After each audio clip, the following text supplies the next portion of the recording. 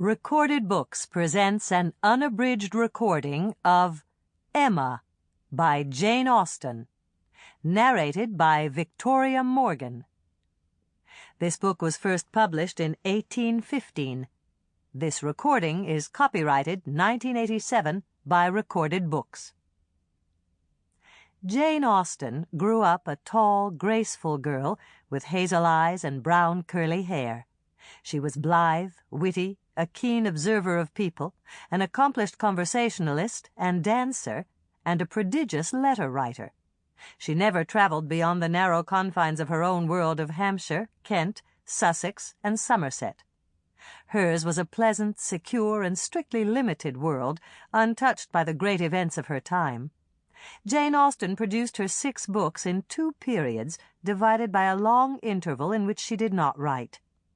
Emma was published during the 2nd period, in 1815, only 2 years before her death, and many lovers of Jane Austen agree with Mr. Weston's conundrum: what 2 letters are there that express perfection? The answer, of course, is M and A.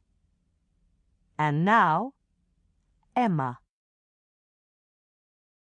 Chapter 1.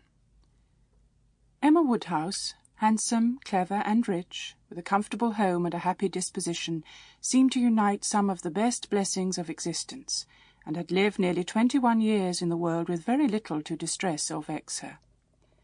She was the youngest of the 2 daughters of a most affectionate, indulgent father, and had, in consequence of her sister's marriage, been mistress of his house from a very early period.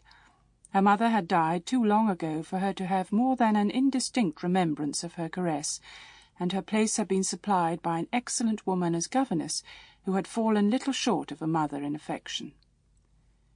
16 years had Miss Taylor been in Mr. Woodhouse's family, less as a governess than a friend, very fond of both daughters, but particularly of Emma. Between them it was more the intimacy of sisters. Even before Miss Taylor had ceased to hold the nominal office of governess, the mildness of her temper had hardly allowed her to impose any restraint, and the shadow of authority being now long passed away, they had been living together as friend and friend, very mutually attached, and Emma doing just what she liked, highly esteeming Miss Taylor's judgment, but directed chiefly by her own. The real evils, indeed, of Emma's situation were the power of having rather too much her own way, and a disposition to think a little too well of herself. These were the disadvantages which threatened alloy to her many enjoyments. The danger, however, was at present... Sample complete. Ready to continue?